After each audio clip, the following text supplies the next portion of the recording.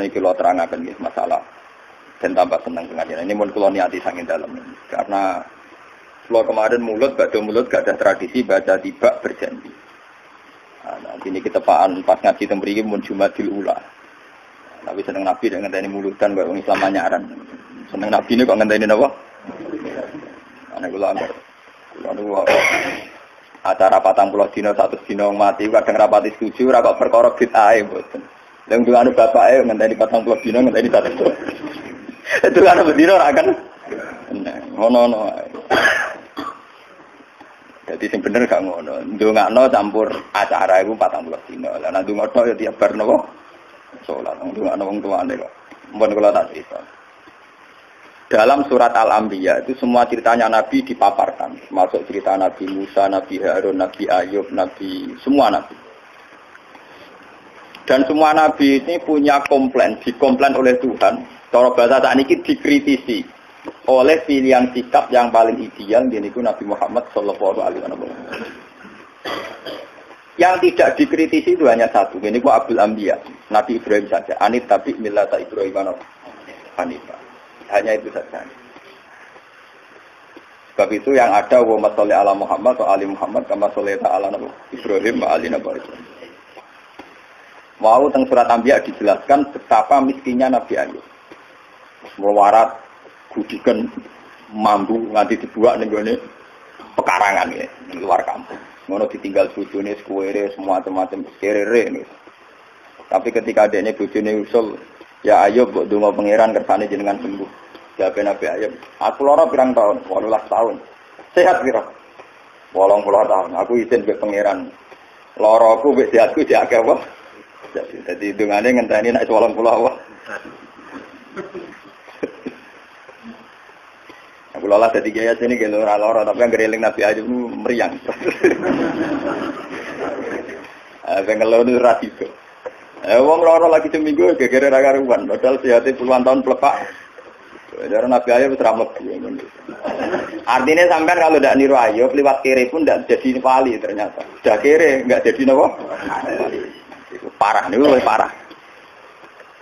Tapi Nabi Sulaiman kebalikan, dia itu Nabi yang tidak pernah punya masalah sosial ekonomi maupun kepangkatan. Karena dia lahir sudah jadi putra mahkota. Kalau Nabi Dawud itu jadi raja karena berhasil mata ini sinten Jalut. Tapi kalau Sulaiman sudah bin Dawud, jadi dia mulai kecil langsung pun putra apa? Mahkota. Terus langsung jadi raja. Itu diceritakan Al-Quran ketika dia mengalami satu peristiwa burung hudhud itu cerita nak nenggone Yaman. Sabak nu nak saat ini dari putih Yaman. Yaman nu sing saat ini riyen kaum Ad. Kaum apa? Ad. Riyen istilahnya Sabak terus mundur Ad. Bakal kaum Ad dimusnahkan semua. Terus orang Arab darani Hadramaut kota apa? Mati. Bareng singgoni Sayyid Ali Al-Muhajir, Sayyid Ali Al-Uraidi golongane para habaib. Orang darani Hadramaut, terus darani apa ya? Kila nama Yaman itu diambil dari sebagian pinggiran Ka'bah, sisi Ka'bah, ada sing darani rukun apa? Yaman itu tafaul karena arah ke Yaman. Kila tapi sebagian pendapatnya. Walhasil waktu itu cerita, saya ini menemukan seorang ratu perempuan yang memimpin kerajaan besar. Tamliku humba utiyas mingkuli syai'u walaha arsun. Arsun azime Bilqis itu dalam 7 pintu gerbang. Jadi kamar pribadi ini ning jero ruangan sampai 7 lapis. Sistem keamanan sampai apa? 7. Saking supaya arat sehingga tanahane dekne enggak tersentuh oleh musuh sampai 7 napa? Walhasil godo cerita ngoten dari Nabi Sulaiman, tenan Gus ceritamu. Nggih. Ya wis.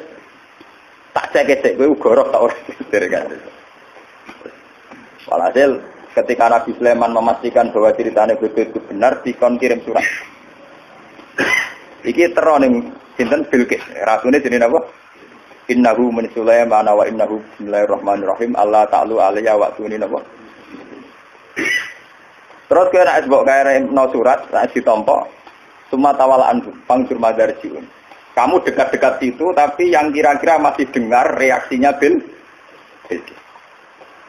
Bilqis akhirnya taruh tak niki konsultasi dengan para punggawane.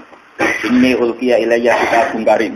Aku untuk surat. Innahu min Sulaiman wa innahu bismillahirrahmanirrahim. Alhasil Bilqis akhirnya konsultasi. Abtuni fi amri ma kuntu qaraatan amran hatta tasyadun. Abtuni fi amri, coba kami beri saran.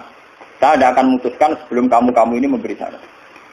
Kata pasukannya Bilqis karena mereka merasa yang terkuat, qalu nahnu ulu quwwati wa ulu ba'sin jadin. Kita ini biasa perang, kita ini orang-orang kuat. Terserah Bilqis memutuskan apa, tapi yang jelas kita ini orang kuat, siap perang. Dari Bilqis, tidak, jangan perang dulu, kita tes, kita kasih hadiah. Kalau Sulaiman menerima, berarti dia hanya seorang raja. Kalau dia menolak, berarti dia seorang nabi. Dia terus kirim hadiah, wow, 1000 batangan botol emas, dikirim teng sinten Nabi Sulaiman. Terus sing cara Siti Jenare sing Sasmita Gaibe niku wong lanang dipacaki wedok, wong wedok dipacaki lanang. Jadi kok cerita Sari Hidayah itu wong mbek putri Cina. Sing hamil darani meteng, sing ora meteng darani napa? Hamil. Akhirnya untuk wali kan berarti itu. Engko ceritane padha Nabi Sulaiman gara-gara anak Bilqis untuk napa? Wayuan. Jadi mulai dhisik ku Nabi yo ya ditutwali sama bar menang ya terus napa? Ya. Riyen dereng enten undang-undang niku kriminalisasi niku. Mergo Nabi ku langsung di bawah hukumnya pangeran. Sakniki ulama di bawah hukum negara. Dadi nasibe luwih siap.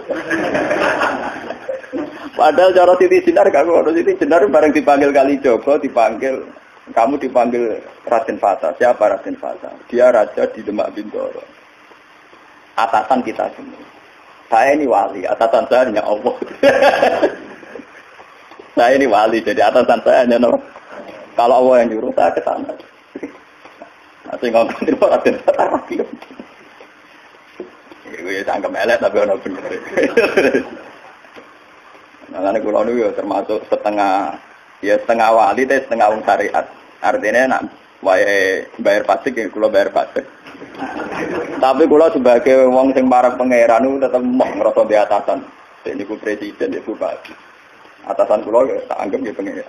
Cuma pangeran di sunah ning dunya ana bupati ana presiden. Nah, kula ngrasa di atasan repot. Napa? Pon walhasil akhirnya ketika Bilqis ngirim hadiah sedemikian rupa ngopo 1000 batangan emas. Nabi Sulaiman krungu mergo informasi kan gitu. Dekne gawe nopo konblok 7 farsah nopo 9 farsah saking emas. Wis ngono dekne dikawal beberapa pasukan sing numpak kuda. Lah kudane dibeno nguyah ning kono, dibeno ngising ning semari pelecehan kan. Padahal masing saking Bilqis dibungkus rapi, ditata rapi, diangkut sedemikian terhormat. Napa? Mas lho diangkut sedemikian apa? Terhormat. Mau mas kawin ero gandhe 10.000 dihias. Mahar ning Jawa peralatan alat salat ae gegere ning hias. Saya mas rong ambek peralatan alat salat gegere ning hias. Padahal cara Nabi Sulaiman itu didesain sedemikian rupa, ana kewan-kewan ning kono sing dadi tunggangane para punggawa isih ngising uyah ning kono. Bareng pasukane Bilqis langsung meriang. Lah ya Mas iki tak angkut piye ning kene digo nguyah. Meriang. Walhasil akhirnya ketika ketemu Nabi Sulaiman, ketika memberikan hadiah, Sulaiman luwih sombong, atumi dunani bimal.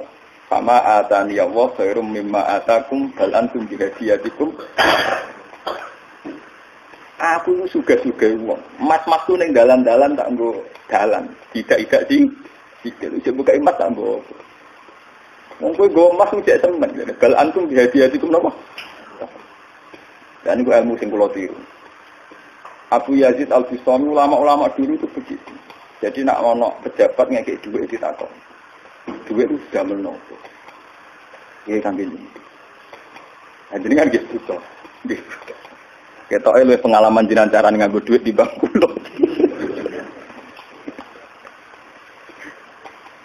Mereka alasane jenengan ngekek duit kula ben sepundi jadi ben tambah kata.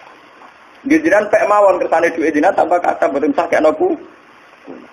Kesuwen nak ditampa kula terus ndongakno tambah kata kesuwen nggih duit niki jenengan buta malih kersane tambah kata. Wong jenengan sedekah kula tujuane ben tambah kata. Lah jenengan, kula boten usaha kula boten nate kepengin tambah kata. Tapi ya ora hikmah dadi akhire wong sing ape sedekah ning Abu Yazid Abdul Qadir ora wani munit ben tambah kata. Kudu ikhlas tenan. Bukan bertambah kata dibalekno. Kan kasusnya jenengan wis butuh untuk pengen tambah napa? Tambah kata. Nggih, pertama alih ben mboten kalong blas aja jenengan. Walhasil ini kalau cerita. Apa yang dilakukan Nabi Ayub, yang dialami Nabi Sulaiman, itu cara Shahihul Burdah. Kitab ini dipakai oleh ulama seluruh dunia. Bahkan sebesar Sayyid Muhammad saja, kalau Madhu Rasulillah sering merujuk kitab ini. Ini dikarang oleh Imam Busairi. Imam Busairi atau Imam Busiri, nak Jawa, daerah Imam itu Busiri. Itu sering dipakai tafaul oleh para kiai karena di sini semua nagamanya itu Madhu Rasulillah. Dan dianggap madhunya itu yang terbaik. Jadi di antara syair-syair yang memadhu Rasulullah, muji Rasulullah, yang terbaik itu naguman itu Syekh Namun Busiri. Karena dikombinasikan oleh faham sufi kelas A. Okay? Faham sufi kelas nomor A. Buatan berbau si A, ya ada berbau ahli sunnah, pokoknya kelas A sufi ini. Yura sunni, yura apa? Si A. Misalnya begini. Imam Busiri ngomentari wa kulluhum min Rasulillahi multamisun khurfam minal bahri aw rasfan minat ya. Nabi yang terlalu mengagung-agungkan kemiskinan sebagai media taqarrub ila Allah, itu juga ujung-ujungnya itu kriminal, pidana. Miskin itu baik dari segi bahwa orang miskin itu tidak makan syubhat, orang miskin tidak ngambil uang korupsi dan sebagainya. Baik. Dari segi menjauhi segala syubhat haram, miskin itu. Tapi kamu akan merasa bahwa miskin itu adalah sebuah kriminal, sebuah pidana. Nak wong tua meloro ra iso ngobatno, ana kiaimu kelaparan ra iso ngekeki beras. Kamu sadar bahwa media pakai jalur miskin ada kriminalnya, yaitu tidak bisa berbuat sama sekali saat ada keharusan berbuat. Misalnya kere banget, roh yatim kere, padha kene njung sepuntene. Roh mbok meloro wis kejet-kejet. Mak mati wae mak ora iso ngobat. Kan ngeri. Tetap ada sisi kriminalnya. Paham ya? Ada sisi apa? Kriminal. Makanya miskin teman-teman itu oleh Nabi terus dikomentari ya tetap ngene iku wis kadal fakru aja aku ndak apa kufra. Ngobatno mboke kok milih mati. Wong mbok-mboke dhewe mak mati wae ngobatno ya aku. Sampeyan ya wis tuwa wae. Ya pancen ra diomongno tapi atine ngono. Justru ra diomongno ketok munafike malah dosane tambah loro. Dosa melarat ra iso ngobatno ya dosa ning atine arep-arep mati. Nah, dari segi ini miskin itu masalah. Sebab itu Nabi sering ngendikan kadal fakru ayakuna apa? Bahwa kemiskinan itu dekat dengan kekafiran. Karena banyak orang yang punya sifat netral, misalnya perempuan. Perempuan itu butuh makan, butuh lipstik, butuh apa saja. Kadang netral. Andai kan dia jadi pegawai pos atau PNS, dia mungkin tidak menjual diri. Karena masalahnya dia itu uang. Yang netral ya, yang tidak soleh betul ya tidak jahat betul ya. Yang masih apa? Akhirnya ujung-ujungnya dia terjerembab ke dosa menjual diri karena miskin. Dan dia mendapatkannya rezeki hanya lewat itu. Ini termasuk miskin akhirnya menjerumuskan dia ke lembah nawahi. Artinya saya katakan netral begini, andai kan dia dapat rezeki yang lain, itu mungkin tidak sampai sini. Makanya mengecualikan sing soleh kelas A, meskipun miskin tidak zina, atau yang mentalnya nakal meskipun juga ya tetap zina. Ini contoh yang netral yang masih dipisah dipengaruhi uang. Banyak contoh-contoh miskin yang akhirnya masalah, yaitu kelihatan di bab jihad. Kabeh sahabat itu nangis. Ketika Nabi mewajibkan jihad dengan perlengkapan perang, itu sahabat-sahabat yang marah mesti nangis. Tawallau wa ayunuhum tafidu minad dam'i hazanan alla yajidu mayun fikum. Karena perang itu dengan begitu banyak peralatan, energi, persiapan dan sebagainya. Tiap ada kewajiban perang, sahabat yang marah-marah itu nangis. Karena mereka sadar tidak bisa berbuat banyak. Artinya apa? Kalau kamu menjadikan miskin sebagai media taqarrub ila Allah dan itu satu-satunya, ternyata juga banyak masalah. Sehingga nggak bisa ditur. Malah kalaupun ini benar, ya kata yang ngarang Burda itu tetap hikmah. Miskin itu tetap baik dari segi tidak makan barang haram, dari segi babil kafi dia baik, tidak makan barang haram. Tapi ada masalah. Lah ini oleh Burda disebut nuqtatul ilmi. Apa yang dialami Nabi Ayub hanya sekelumit ilmu, sekelumit hikmah. Begitu juga yang dialami Nabi Sulaiman. Untuk senang Allah saja kok nunggu kaya raya gitu. Mayoritas orang kan tidak kaya. Kalau untuk senang Allah harus kaya dulu, orang nggak bisa senang Allah semua. Karena untuk senang Allah harus kaya. Saya tuh punya banyak tetangga di Sarang, di Rembang, di mana-mana kalau survei.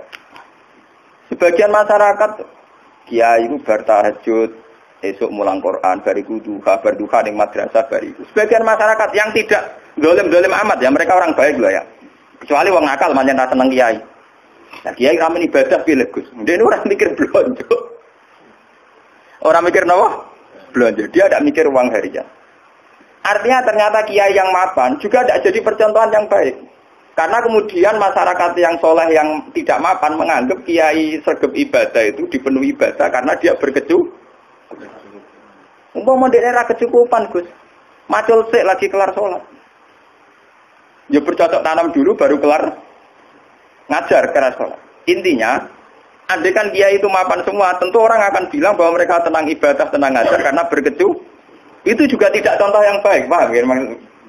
Paham ya? Itu juga tidak contoh yang Rasulullah itu tidak begitu semua. Faqad nabiyina fi khalqin wa fi khuluqi walam yudanuhu fi ilmi walaka. Walam yudanuhu fi